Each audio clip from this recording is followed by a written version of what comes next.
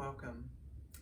If this doesn't wind up being my last video of 2020, it is certainly probably the second to last. And the concept today that I am tuning towards is the really giant concept of medium.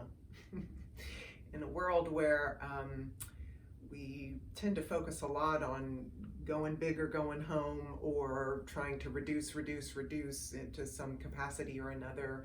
There are, I saw two things between yesterday morning and this morning that have really focused my attention on all the definitions of the word medium and the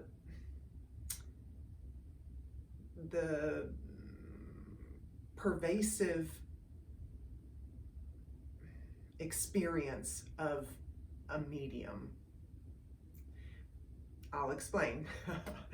So a medium, so an artist's medium, for instance, is the material that they work in: oils, marble, paper, pencil, whatnot. In science and biology and that sort of thing, growth medium is the stuff that you put cells in and it grows in them. There is also then sort of medium in size, or the medium way, which is the mid root. And then in the more woo aspect of things, there is a medium, as in a person who channels messages or information from some other different place. So all of these things are appropriate in my work and present themselves as such. Yesterday morning, I saw an image from 1973 of a bullet being shot through the flame of a candle. And the force velocity and the field generated, the energy field generated just before the edge of the bullet, was captured with this really defined orbital arc as it passed through the medium of heat, and it was captured in this photograph. And that leading edge of energy that always exists, and it is absolutely the very stuff of which I tune in people and in groups of people, it was made visible through this medium. And I thought, how brilliant. So much of what I do is invisible to the naked eye. It is absolutely there, it is absolutely quantifiable and real, but it is invisible. But in certain mediums, it becomes visible. Then a friend and client sent me an article this morning about the manner through which spiders fly. And apparently naturalists have long since known that spiders sort of puff up their belly. They send out these gossamer strands of silken thread, and what was previously thought that little then minute microcurrents of wind would pick up the spiders and they would fly. What has now been quantified is that there is an electrostatic charge, just like when you rub a balloon on your hair and all your hair goes wonkety, that the negative charge of the earth and the positive charge of the atmosphere of the earth create this differential, and that when spiders puff up their little bellies and send out the gossamer strands, that the silk takes on the positive, or maybe I got that reversed anyway, charge, and that it creates a little electromagnetic differential, and that's what it's that charge that makes a lift. And so I was thinking about one of my chronic fatigue clients who had been describing to me last week that she feels that things permeate her field far too easily, and that in our next session we were going to really focus on strengthening the periphery of her field. And I really imagined that periphery when I saw the image of the bullet moving through heat. And then I thought about when in the atmosphere of whatever environment, whatever medium you are floating through, you need appropriate charge to create spark and to create lift and to create anything in your life. So much of what I do is to sort of reduce the charge in people's fields and to take out the kind of burning, staticky, too much charge of a lot of things that we hold. But you don't want to render something completely inert, completely chargeless, right? Because that's dead. When we lose our spark, we are then a decaying corpse. We are no longer alive and vibrant. And so it is this concept of medium, that we move through medium and media, that we are mediums, and that we need to appropriate charge to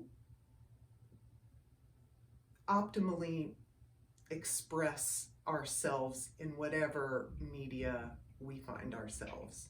So it's with that I'm going to, I changed my orientation in my studio today for this filming. What I really want to do is with that concept of a periphery and an edge and a sort of orb of quantum or plasmic medium that we live in, on the macro degree as well as on the micro degree. It's really with that spherical concept that I'm going to charge the negative bottom point and the positive top point, and I'm going to tune for appropriately charged atmospheric medium. Here we go.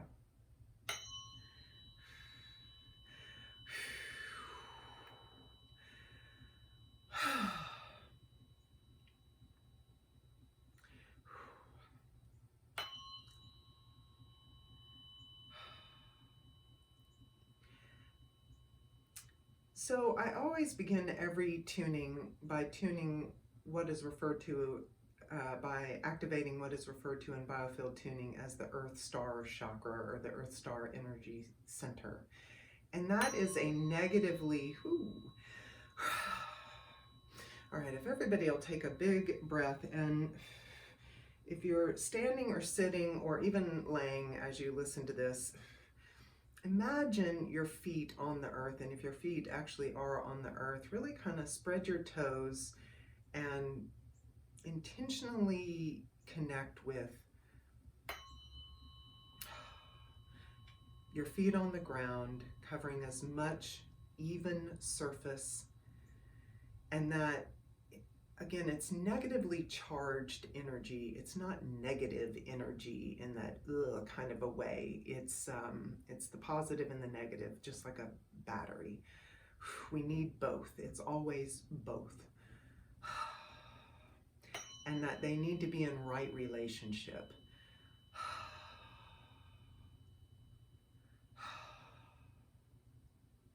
Okay, so wow, really good job. It's interesting. So I can feel the thrumming of the energy, but it went from feeling kind of tight to just feeling dialed open, like if you imagine somebody's pupil dilating, it feels like the aperture opened up. Nice. Hoo-ha. All right. Really well done.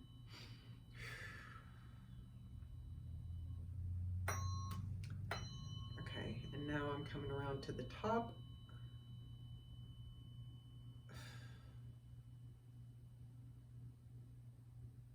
again, these are the positively charged ions, the positively charged energy that radiate from the sun and then permeate through the Earth's atmosphere. Wow. And then become the positively charged energy in our breathable atmosphere.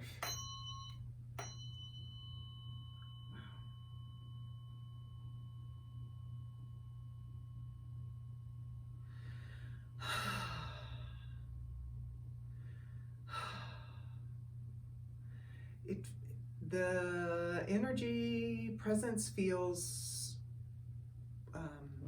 really full and engaged. It feels kind of wide open, if you will. But to our sort of mental defaults, I want to remind it's not more energy is better. You know, the same fire that cooks a dinner can also eradicate a house, right? Whoo, wow, okay, right, okay, so we can simmer down, folks. We want to be in right relationship. We want to be, we got a little top heavy there. It's a balance. And it's that little conflict, it's sort of needed constraint, right? It's always going to be a little bit of a dance between too much positive, too much negative charge, a little bit too big, a little bit diminished. Nothing static. It doesn't hold still, so it's always in flux, and even at that, it can sort of be held in the realm of balanced, as opposed to way too high or way too low. There, okay. Wow. All right, well, with precious little tuning and a fair amount of explanation, I'm going to stick a fork right in the middle and see what that sounds like.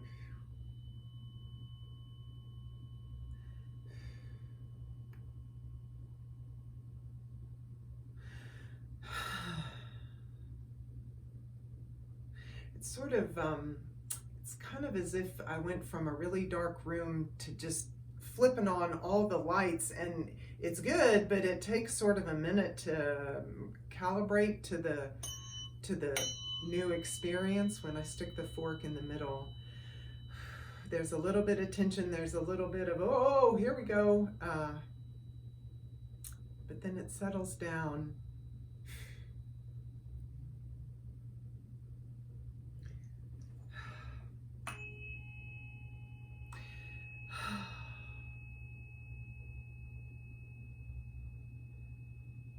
And with the 417, I think I'm gonna do however many is needed with the 417, and then I'll go ahead and put some of the 528 hertz in the middle of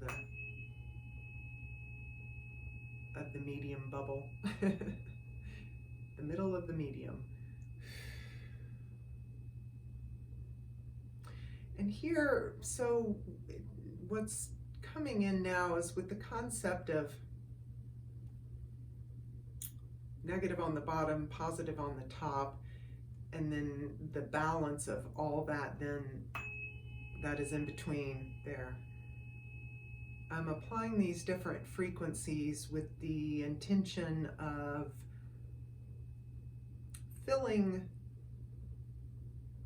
permeating the orb with as much of the array. If you think of it like a rainbow, you want all the colors of the rainbow, kind of like an orchestra. You want all the tones in the orchestra. You don't want just the big drums or just the high piccolos. You want you want everything and all in between.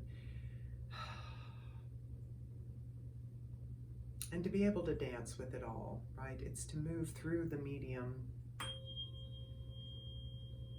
with as much grace and in right relationship with all the variances, and with a strong periphery that holds true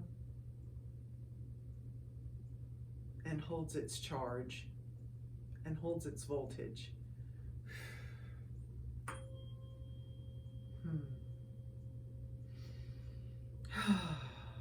Really breathe it in. So the other thing is, it's not about getting the ball just right and keeping it that way, right? It's a breathing mass. It looks like one of the iridescent bubbles that you blow with bubble juice. Haha. There you go. It's always gonna glimmer and shimmer and move and be a little different, and that's exactly right. That's exactly right.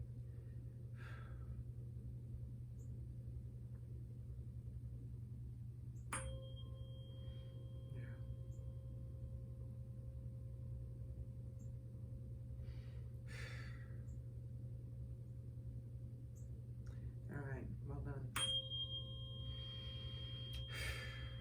Okay, wow, I'm super pleased with that. All right, so let me wrap up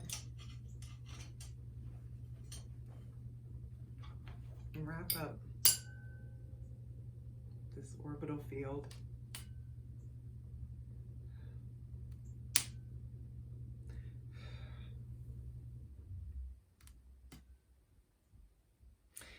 All right, and may you move through the remainder of this month and the remainder of this out of control, crazy year in the most appropriately charged medium, and that you enjoy the lift of so many spiders. Please like and share my video. If you want more information on Biofield tuning or to book a session, please visit RebeccaCarner.com. Have a great day.